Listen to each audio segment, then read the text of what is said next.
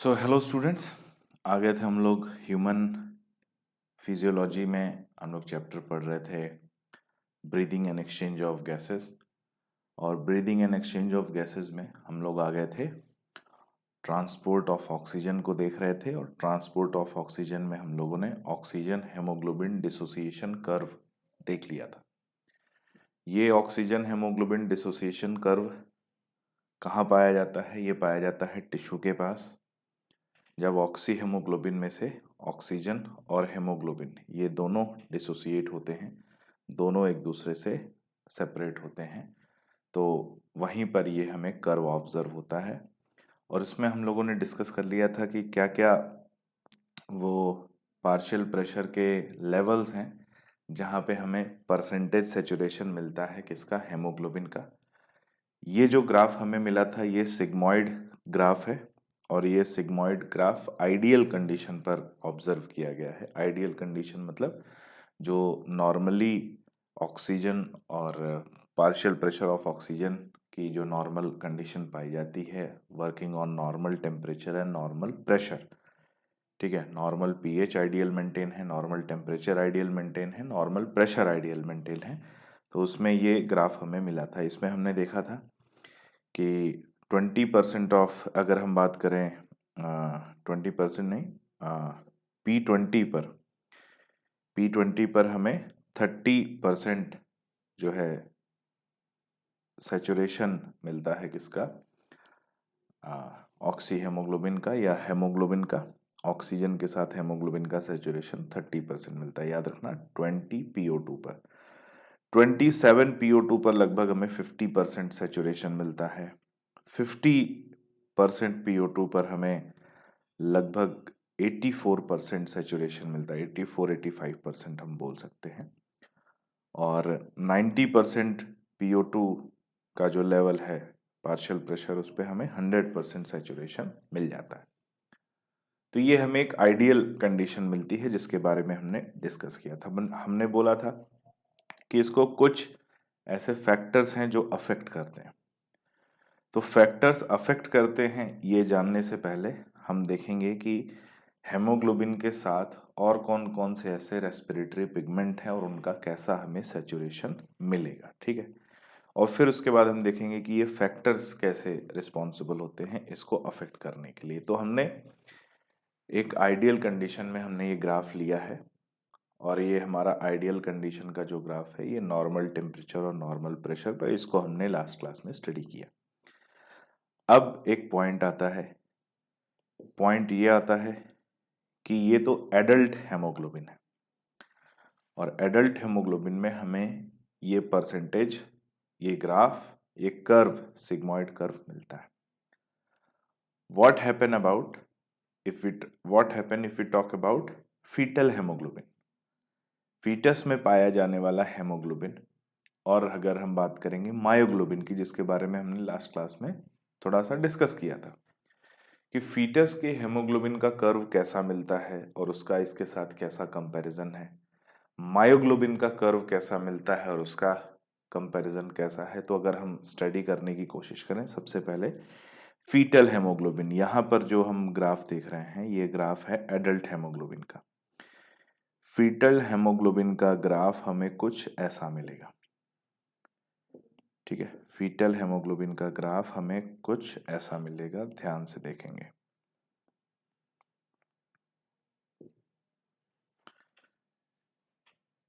यानी fetal haemoglobin का जो परसेंटेज सेचुरेशन है वो और भी कम PO2 पर पाया जाता है।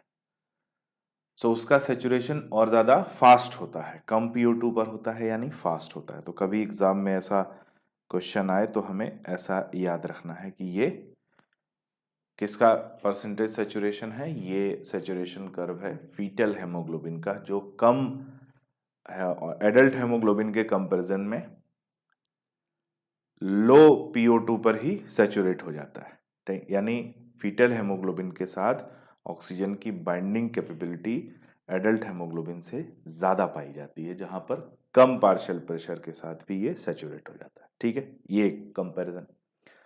दूसरा कंपैरिजन आता है किसके साथ? मायोग्लोबिन के साथ। मायोग्लोबिन का कंपैरिजन देखेंगे हम लोग, तो हमें मायोग्लोबिन का कंपैरिजन कुछ ऐसा मिलेगा।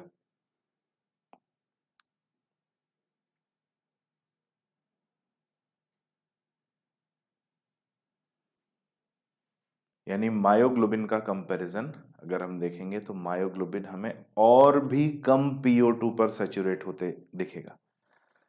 तो सबसे ज्यादा जो बाइंडिंग एफिनिटी पाई जाती है वो ऑक्सीजन की तीनों पिगमेंट में कंपेयर करें, एडल्ट हेमोग्लोबिन, फीटल हेमोग्लोबिन और मायोग्लोबिन में, तो सबसे ज्यादा एफिनिटी किसके साथ? मायोग्लोबिन के साथ।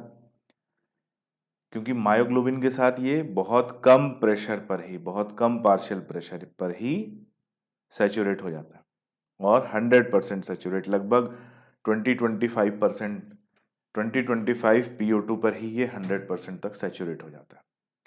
तो इसके साथ एफिनिटी सबसे हाई पाई जाती है। तो अगर कभी ऐसा कर्व आए और पूछे कि इसमें एडल्ट हेमोग्लोबिन के साथ सैचुरेशन कौन सा है, मायोग्लोबिन के साथ सैचुरेशन कौन सा है और फीटल हेमोग्लोबिन के साथ सैचुरेशन कौन सा है, तो याद रखना यहाँ पर A, B और C में मार्क कर रहा हूँ। A जो है एडल्ट हेमोग्लोबिन के साथ डिसोसिएशन कर्व है, B जो है ये फीटल हेमोग्लोबिन के साथ डिसोसिएशन कर्व है, और C जो है ये मायोग्लोबिन का डिसोसिएशन कर्व है जो हमें मिलता है। ठीक है, इसको आप नोट कर लेंगे, ड्रॉ कर लेंगे। आगे बढ़ते हैं, अब आ जाते हैं उन फैक्टर्स पर।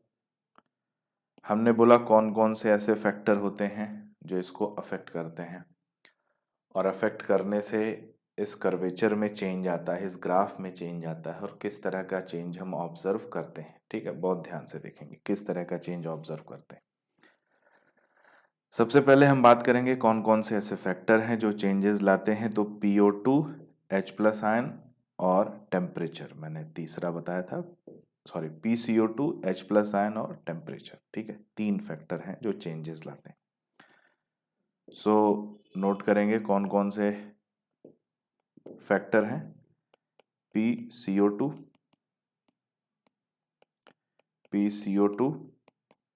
H+ आयन और टेम्परेचर। ठीक है, इसको ध्यान देना,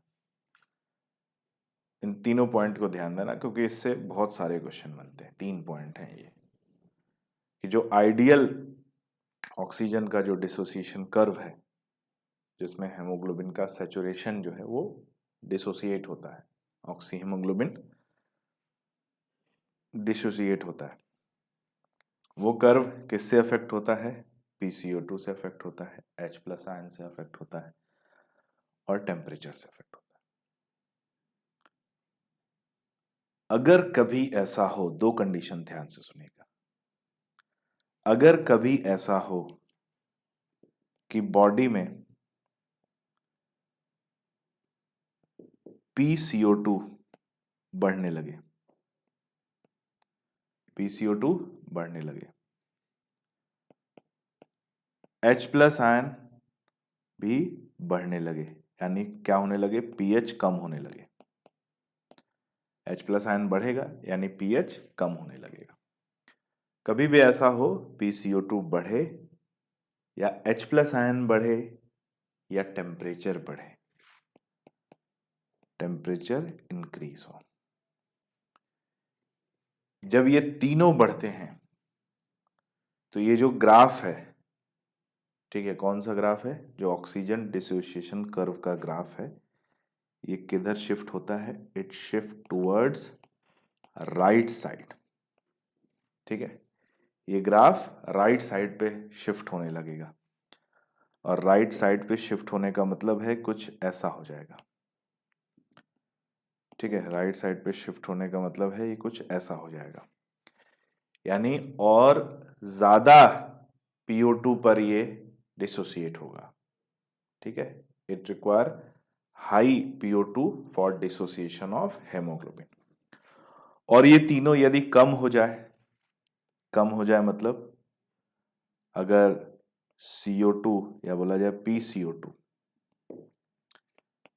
PCO2 कम हो जाए, H+ आयन कम हो जाए, यानी pH बढ़ने लगे। H+ आयन का मतलब कम होना, यानी एसिडिटी का कम होना और बेसिसिटी का बढ़ना, अल्कलाइन कंडीशन का बढ़ना और टेम्परेचर कम होने लगे। तो ये ग्राफ किधर शिफ्ट करेगा? It will shift towards left side. ठीक है, किधर शिफ्ट करेगा? ये लेफ्ट साइड को शिफ्ट करेगा।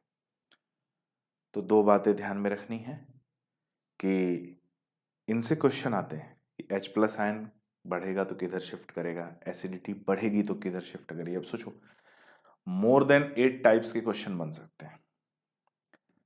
कौन कौन से? CO2 PCO2 बढ़ेगा तो किधर होगा, PCO2 घटेगा तो किधर होगा, H प्लस आयन बढ़ेगा तो किधर होगा, H प्लस आयन कम होगा तो किधर होगा, pH बढ़ेगा तो किधर होगा, pH घटेगा तो किधर होगा, CO2 टेम्परेचर बढ़ेगा तब किधर शिफ्ट होगा, टेम्परेचर घटेगा तब किधर शिफ्ट होगा। तो ये बातें ध्यान में रखनी है, इससे क्वेश्चन आता है कि when will this curve shift towards left और राइट, इसको हमें ध्यान में। एंड एक और बात याद रखनी, it will be not affected by PO2।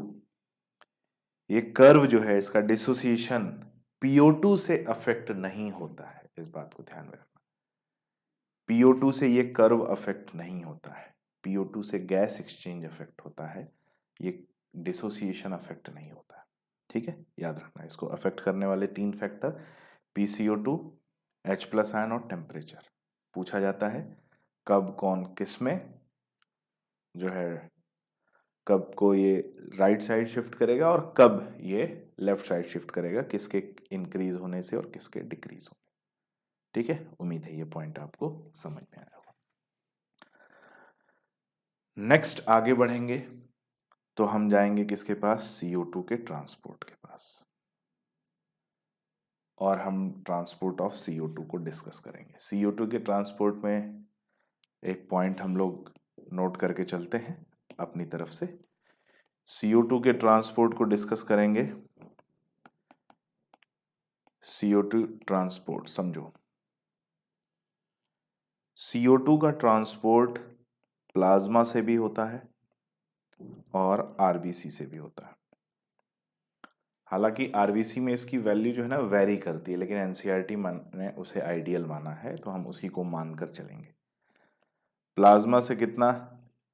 7% of CO2 is transferred. कितना? 7%। तो बचा कितना? 93%। रिमेनिंग कितना आ गया? 93%। अब ये 93% जो है RBC से ट्रांसपोर्ट होता है, लेकिन दो तरीके से ट्रांसपोर्ट होता है। It is transported in 2 form. पहला फॉर्म है it is transported as by binding with haemoglobin. तो हेमोग्लोबिन के साथ बाइंड करेगा तो बनाएगा carbamino haemoglobin, carbamino haemoglobin. और दूसरा ये बाइकार्बोनेट के फॉर्म में, बाइकार्बोनेट के फॉर्म में ट्रांसपोर्ट होता है। तो कार्बा अमीनो हेमोग्लोबिन के साथ होता है 23% और बाइकार्बोनेट के साथ होता है लगभग 70%। अब ये CO2 का बाइकार्बोनेट में कन्वर्जन, ठीक है, मेन जो CO2 ट्रांसपोर्ट होता है वो किस फॉर्म में होता है? बाइकार्बोनेट के फॉर्म में।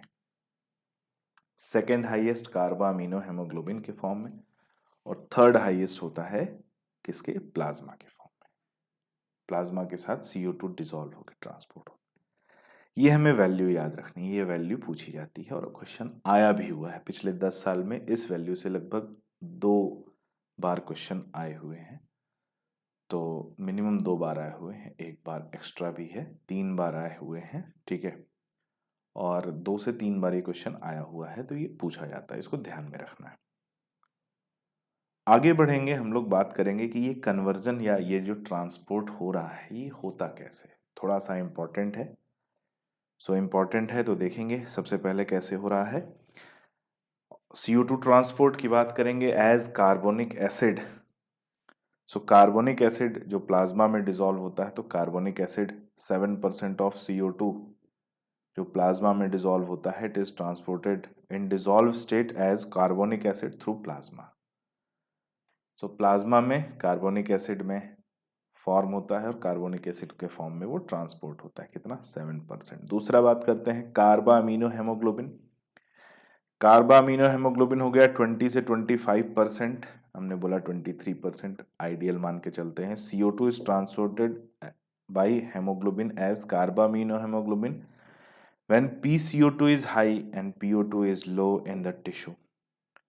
टिश्यू में जब वो कार्बन डाइऑक्साइड रिलीज करेंगे तो PCO2 बढ़ता जाएगा और PO2 कम होता जाएगा, क्योंकि ऑक्सीजन को वो सेलुलर रेस्पिरेशन में यूटिलाइज कर रहे हैं तो PO2 कम होता जाएगा।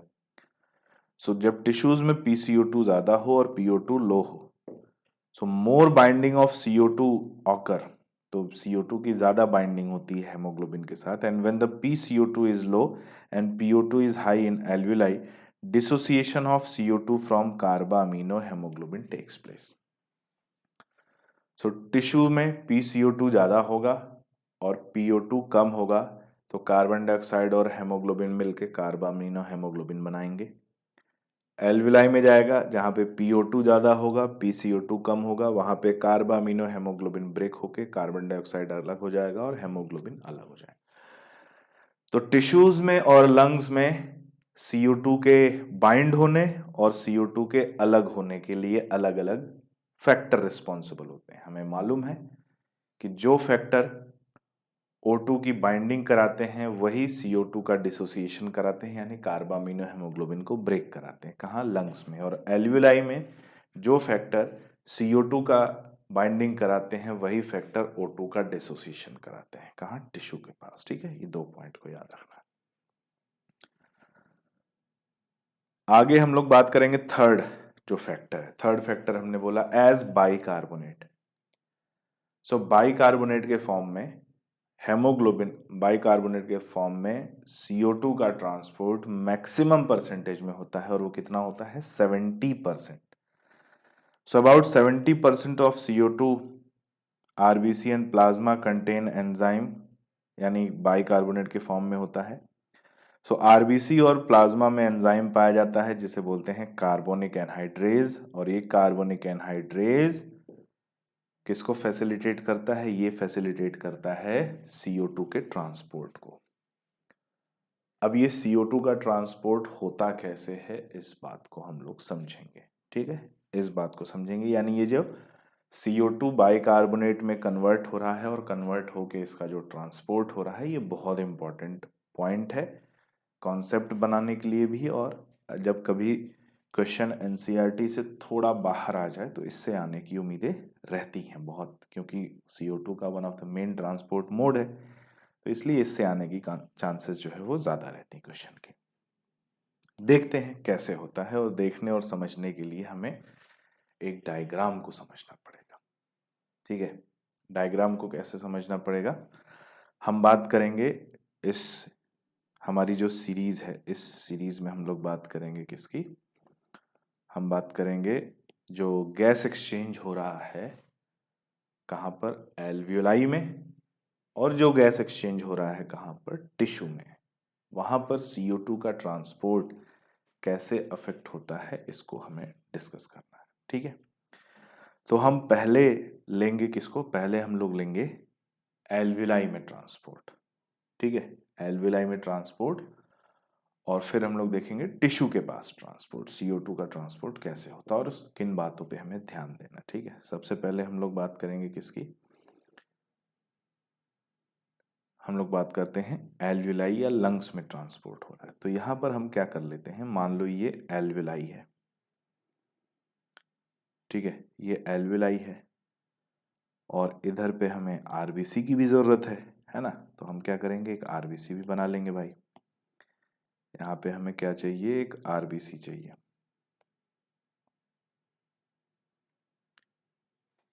ठीक है, तो ये हो गया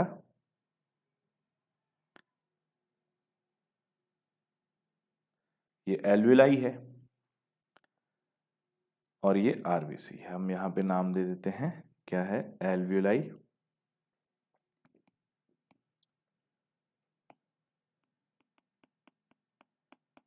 और ये है RBC। अब इन दोनों के बीच में क्या प्रेजेंट है भाई? इन दोनों के बीच में प्लाज्मा प्रेजेंट है। ठीक है, ब्लड प्लाज्मा है। तब इसी को हमें समझना है और देखेंगे कि CO2 और साथ ही O2 का भी ट्रांसपोर्ट हमें दिखेगा। ऐसा नहीं है कि केवल CO2 का ट्रांसपोर्ट हमें दिखेगा, हमें O2 का भी ट्रांसपोर्ट दिखेगा, उसको भी हम स्टडी कर पाएंगे। सबसे पहले हम लोग बात करते हैं, किसकी बात करेंगे? हम बात करेंगे O2 और CO2 के ट्रांसपोर्ट की बात करेंगे, ठीक है। और O2 और CO2 के ट्रांसपोर्ट को समझने के लिए ध्यान से देखो, एक काम करते हैं, इसको थोड़ा सा इजी कर लेते हैं और इजी कर लेते हैं। इसको एल्विलाई न लिख के हम अभी टिश्यू की बात कर लेते हैं, ठीक है। एल्विलाई न लिख के हम थोड़ा सा इसको पहले टिश्यू के लेवल पे देख लेते हैं। तो टिश्यू के लेवल पे देखेंगे तो हमें और आसानी से समझ हर तरीके से आएगा, लेकिन अगर हम टिश्यू को लेके चलेंगे, यानी ये बॉडी का कोई टिश्यू है, तो टिश्यू को लेके समझ चलेंगे तो इसको समझने का जो हमारा जो अप्रोच है वो ज़्यादा आसान हो जाएगा, ठीक है।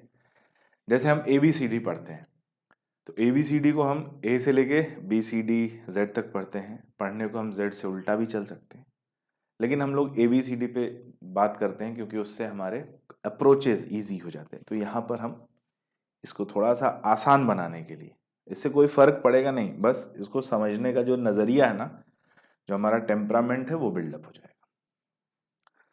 टिश्यू से हमें मालूम है, टिश्यू से क्या रिलीज होता है भाई? CO2 रिलीज होता है। बड़ी सिंपल सी बात है, टिश्यू से CO2 रिलीज हुआ। कैसे रिलीज होता है भाई?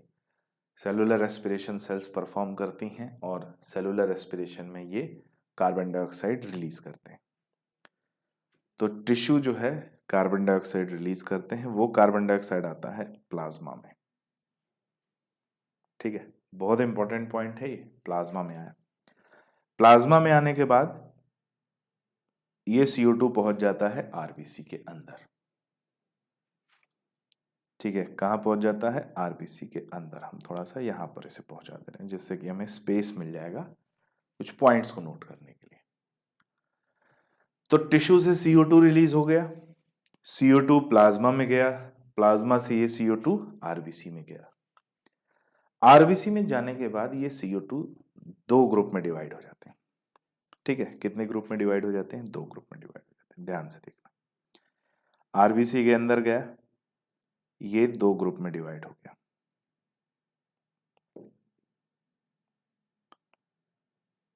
ठीक है।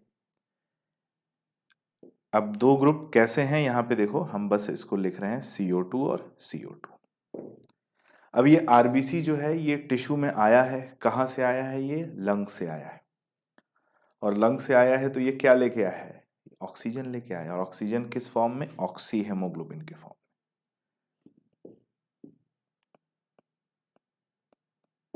ऑक्सी हेमोग्लोबिन के फॉर्म में। अब जब ये आया है तो यहां से क्या होगा? ऑक्सीजन अलग होगा और हेमोग्लोबिन अलग होगा, ठीक है। और ये ऑक्सीजन यहां से रिलीज होगा, प्लाज्मा में जाएगा, और प्लाज्मा से ये कहां चला जाएगा? टिश्यू में। एज सिंपल, आसानी से। लेकिन जो हेमोग्लोबिन इस ऑक्सीजन को लेके आया है, अब वो हेमोग्लोबिन तो भाई अकेला हो गया, उसको चाहिए अपना पेयर, ठीक है। तो पेयर चाहिए, तो पेयर वो किसके साथ बनाएगा? CO2 के साथ पेयर बनाएगा, ठीक है। किसके साथ पेयर बनाएगा? CO2 के साथ पेयर बनाएगा। और CO2 के साथ पेयर बनाएगा तो ये क्या कहलाएगा? HbCO2, यानी कार्बा अमीनो हेमोग्लोबिन, ठीक है। कितना बनाएगा ये? 23%। तो ये जो CO2 अलग हो गया है ये कितना परसेंट है? 23% ऑफ CO2 है, जो क्या बना रहा है? कार्बा अमीनो हेमोग्लोबिन, हेमोग्लोबिन के साथ बाइंड हो गया। अब जो रिमेनिंग है, ये रिमेनिंग CO2 RBC में पाए जाने वाले वाटर के साथ रिएक्ट करेगा, वाटर के साथ रिएक्ट करेगा। और इस रिएक्शन को कराने के लिए इसे एक एंजाइम चाहिए जिसका नाम है कार्बोनिक एनहाइड्रेज। ये एंजाइम कार्बोनिक एनहाइड्रेज क्या बनाएगा? कार्बोनिक एसिड, क्या बनाएगा? Carbonic acid. ठीक है, कार्बोनिक एसिड। और फिर यही एंजाइम कार्बोनिक एनहाइड्रेज Ca जिसको मैं कह रहा हूं, यही एंजाइम इस कार्बोनिक एसिड को ब्रेक कराएगा।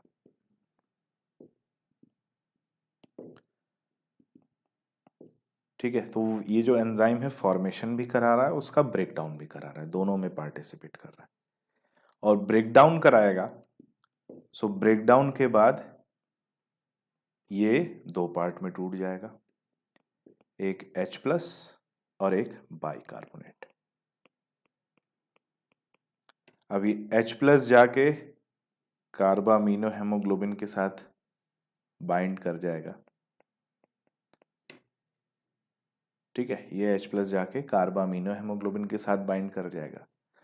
और जो बाइकार्बोनेट है आयन के फॉर्म में, बाइकार्बोनेट आयन, ये बाइकार्बोनेट आयन कहां मूव कर जाएगा? प्लाज्मा में।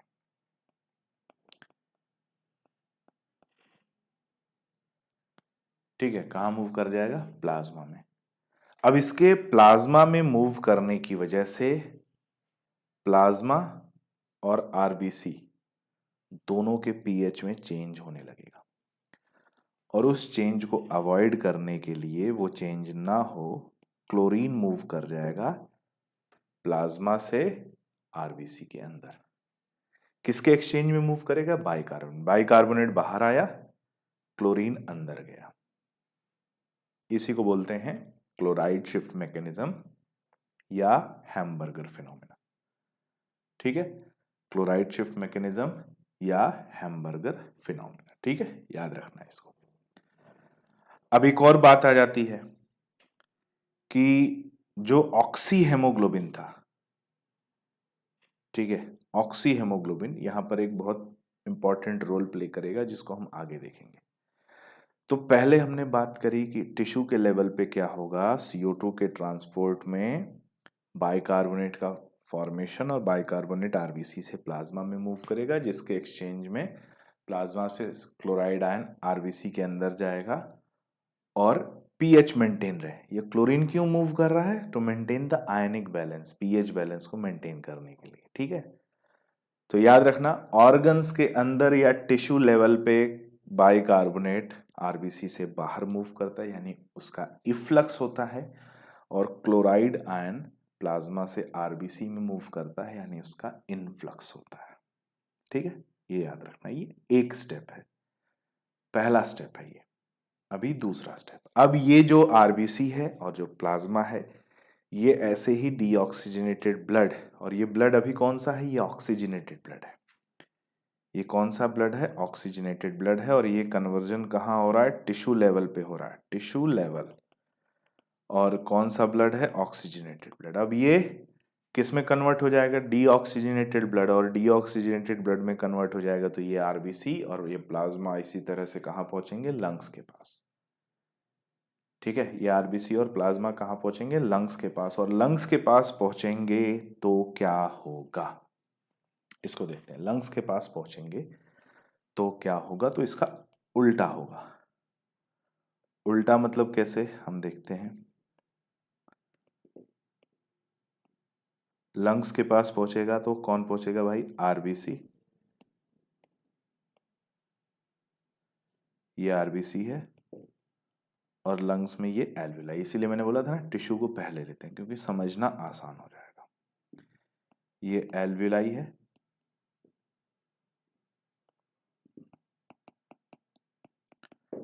ये आरबीसी है, और बीच में प्लाज्मा। ठीक है, ध्यान से समझना, एल्विलाई, आरबीसी, और इसके बीच में प्लाज्मा। अब आरबीसी में जब ये लंग्स के पास पहुंचेगा, ये किस लेवल पर है भाई? ये बात हो रही है लंग्स की। लंग्स में एल्विलाई, और कौन सा ब्लड आया है? डीऑक्सीजनेटेड ब्लड आया। बहुत ध्यान से देखेंगे। ठीक है, यहां पर क्या होता है? पहुंचने के बाद सबसे पहले जो क्लोराइड आयन अंदर गया था, वो क्लोराइड आयन अब आरबीसी के अंदर से प्लाज्मा में मूव कर जाता है।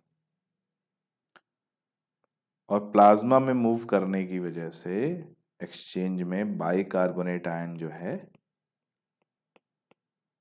वो कहाँ मूव कर जाता है? आरबीसी में। ठीक है। और जो कार्बामिनो हेमोग्लोबिन के पास H+ आयन था, वो H+ आयन अब रिलीज होके किसके साथ आ जाता है? बाइकार्बोनेट के साथ। और क्या बनाते हैं ये? Carbonic acid. कार्बोनिक एसिड किस एंजाइम की प्रेजेंस में? Carbonic anhydrase enzyme. और कार्बामिनो हेमोग्लोबिन ऐसे ही होता है। ठीक है। अब ये कार्बामिनो हेमोग्लोबिन क्या होता है? ये ब्रेक कर जाता है, इसमें से CO2 अलग हो जाता है और हेमोग्लोबिन अलग हो जाता है। ध्यान से सुनना। CO2 यहां से रिलीज होता है प्लाज्मा में, और प्लाज्मा से ये एल्विलाई में। ये कितना % CO2 गया है भाई? ये 23% CO2 गया। इसके एक्सचेंज में O2 प्लाज्मा में जाता है, और प्लाज्मा में जाने के बाद ये आरबीसी में जाता है। आरबीसी में जाने के बाद ये हेमोग्लोबिन से बाइंड हो जाता है और ऑक्सी हेमोग्लोबिन का फॉर्मेशन होता है। अब यहां पर चीजें रुकी हुई हैं। कार्बोनिक एसिड इसी ऑक्सी हेमोग्लोबिन के प्रेजेंस में ब्रेक होता है। कार्बोनिक एसिड इसी ऑक्सी हेमोग्लोबिन की प्रेजेंस में ब्रेक होता है, in presence also in presence of carbonic anhydrase enzyme. और ब्रेक होता है तो इसमें से क्या रिलीज होगा? CO2 and H2O। ठीक है। क्या रिलीज होता है? CO2 और H2O। ये CO2 प्लाज्मा में गया और फिर एल्विलाई में गया। तो कितना % गया ये? CO2 70%। तो यहां पर ये प्रोसेस ठीक उल्टा चलता है, लेकिन ये तब तक इनिशिएट नहीं होगा जब तक ऑक्सी हेमोग्लोबिन का फॉर्मेशन नहीं होगा, क्योंकि ऑक्सी हेमोग्लोबिन एक बहुत ही स्ट्रॉन्ग एसिड की तरह, ठीक है, स्ट्रॉन्ग एसिड की तरह काम करता है for breakdown of carbonic acid. Carbonic acid के ब्रेकडाउन में पार्टिसिपेट करता है, और इसी की वजह से ये प्रोसेस पॉसिबल हो पाता है। ठीक है। तो इसमें लंग्स के लेवल पर होता है, और लंग्स के लेवल पर जो क्लोराइड आयन है वो अंदर से बाहर मूव करता है, यानी आरबीसी के अंदर से आरबीसी के प्लाज्मा में मूव करता है।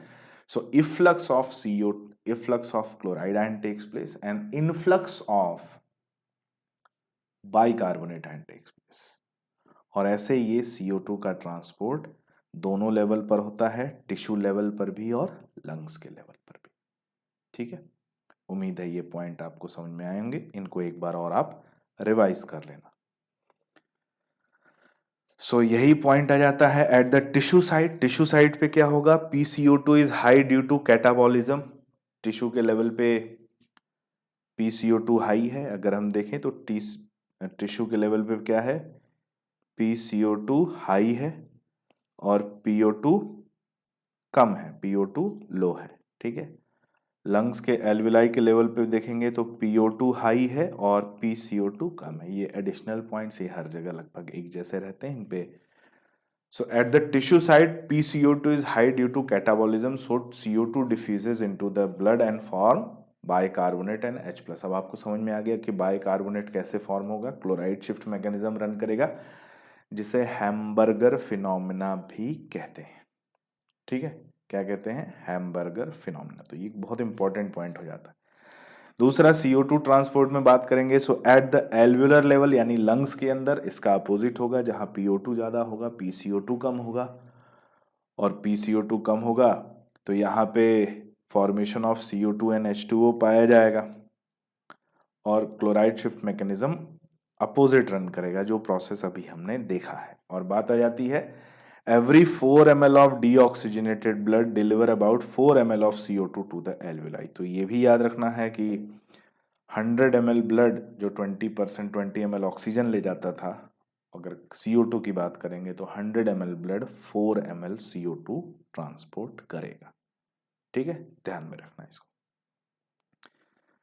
नेक्स्ट आ जाते हैं regulation of respiration. Regulation of respiration में बहुत इंपॉर्टेंट पॉइंट आता है, क्योंकि ये बहुत सटीक क्वेश्चन बनता है, अनडाउटेबल क्वेश्चन। कुछ ऐसे क्वेश्चन होते हैं ना जिसका आंसर पे कोई डाउट ही नहीं होना चाहिए, ऐसे ही क्वेश्चन बनते हैं किस पे, जब हम रेस्पिरेशन के रेगुलेशन की बात करेंगे। सो रेस्पिरेशन के रेगुलेशन की बात यहां पर आ जाती है कि रेस्पिरेटरी सेंटर्स पाए जाते हैं बॉडी में, जो रेस्पिरेशन की अलग अलग एक्टिविटी और रेट को कंट्रोल करते हैं। जैसे कौन कौन से सेंटर हैं? रेस्पिरेटरी रिदम सेंटर पाया जाता है, जो इंस्पिरेशन और एक्सपिरेशन सेंटर होता है। फिर न्यूमोटैक्सिक सेंटर पाया जाता है, और कीमोसेंसिटिव एरिया ये पाए जाते हैं। सो इसमें हम बात करेंगे, ये अलग अलग पार्ट्स में प्रेजेंट होते हैं, लेकिन जो मेन है सबसे, वो है pneumotaxic centre. And pneumotaxic centre is presence in pons varolii. ठीक है, न्यूमोटैक्सिक सेंटर कहां प्रेजेंट होता है? Pons varolii. ठीक है, बाकी हमें दिख रहा है मेडुलरी, जो रेस्पिरेटरी रिदम सेंटर है वो स्पाइनल कॉर्ड के अपर पार्ट में, यानी मेडुला ऑब्लंगेटा के लोअर पार्ट में प्रेजेंट है। फिर न्यूमोटैक्सिक सेंटर जो है वो पॉन्स वेरोलाई में प्रेजेंट है। तो ये हमें याद रखना है कि जो रेगुलेशन करने वाला जो सेंटर है, जिसे न्यूमेटिक सेंटर या न्यूमोटैक्सिक सेंटर पाया जाता है, it is present in pons varolii part of brain. Brain के पॉन्स वेरोलाई पार्ट में प्रेजेंट होता है। इस पे कोई कंफ्यूजन नहीं होना चाहिए। तीनों सेंटर की पोजीशन और फंक्शन देखते हैं। सबसे पहले respiratory rhythm centre. Respiratory rhythm centre हमने बोला मेडुला के लोअर पार्ट में, उसको हम मेडुला ही मानते हैं, मेडुला ऑब्लंगेटा। तो रेस्पिरेटरी रिदम सेंटर आ जाएगा कहाँ पर? It is present in medulla oblongata. So respiratory rhythm centre जो ब्रीदिंग की रिदम को मेंटेन करता है, मेडुला ऑब्लंगेटा में पाया जाता है। Regulates normal functioning of inspiration and expiration. ठीक है, ये इंस्पिरेशन और एक्सपिरेशन की नॉर्मल रिदम को, नॉर्मल फंक्शनिंग को मेंटेन करता है। इसका नाम ही इसीलिए पड़ा, रेस्पिरेटरी रिदम सेंटर, रिदम को मेंटेन करना, लय को मेंटेन करना। दूसरा न्यूमोटैक्सिक सेंटर। न्यूमोटैक्सिक सेंटर या जिसे न्यूमेटिक सेंटर भी कहते हैं, it is present in pons varolii. बहुत इंपॉर्टेंट ये सेंटर है। Moderate function of respiratory rhythm centre, यानी रेस्पिरेटरी रिदम सेंटर को भी, उसके फंक्शन को भी मॉडरेट करता है। और दूसरा neural signal from this centre reduces the duration of inspiration and alter the respiratory rate. यही वो मेन सेंटर है जो रेस्पिरेशन की रिदम को अल्टर करता है और रेस्पिरेटरी रेट को बढ़ाता है। याद रखना है किसको? न्यूमोटैक्सिक सेंटर को। तीसरा और लास्ट जो सेंटर आ जाता है वो है रेस्पिरेटरी सेंटर।